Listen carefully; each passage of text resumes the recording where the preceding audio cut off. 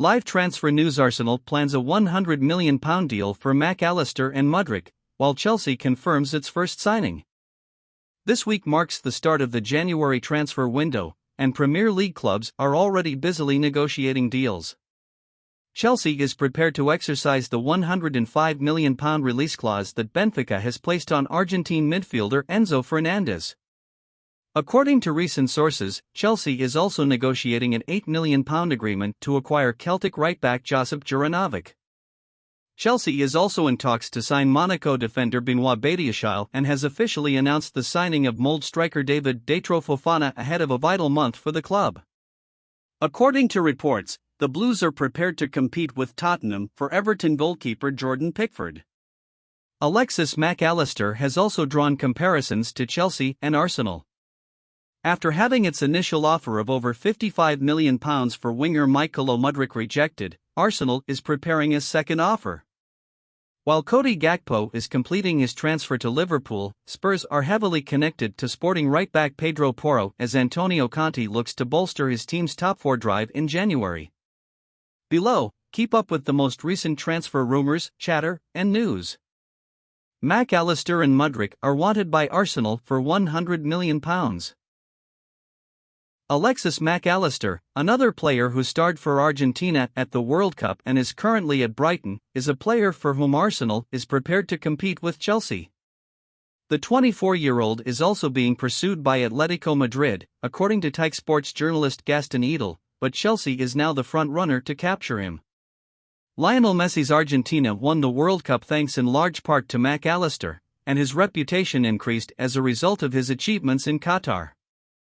It is anticipated that the pair would cost at least £100 million after Shakhtar Donetsk rejected Arsenal's opening offer of about £55 million for Mykhailo Mudryk. Chelsea acquires Fofana. Chelsea announced yesterday that they and Molde had signed a pre-deal for the striker David Datro Fofana. On January 1, the 20-year-old Ivorian will transfer to Stamford Bridge for an estimated $8 million.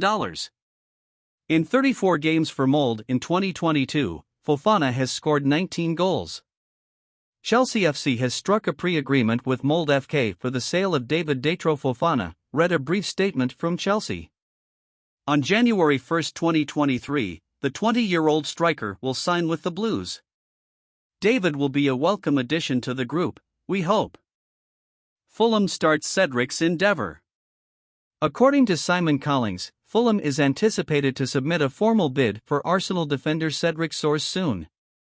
The West Londoners have named Cedric as their top target in the upcoming January transfer window as they look to add a right-back. A loan with a purchase requirement as well as a long-term agreement are both being thought about.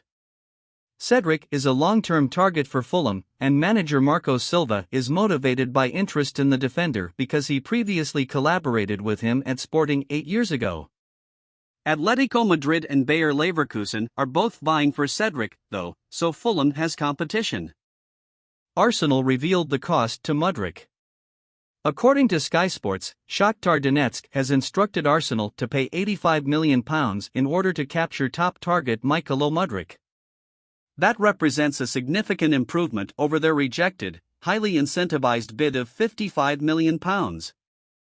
Eriksen, Ronaldo is no longer a priority for Man United. Football, according to Christian Eriksen, goes on swiftly as Manchester United defeated Nottingham Forest 3-0 to start their Premier League tenure without Cristiano Ronaldo. The fact that Ronaldo isn't a part of it, he said, first of all, we are sad. His history and his name at any club are significant, and for me to be privileged to play with him in my career was good. The football continues. You have the impression that after the next game, nobody will remember how it was before, and that we are focusing on other things as if he were not there.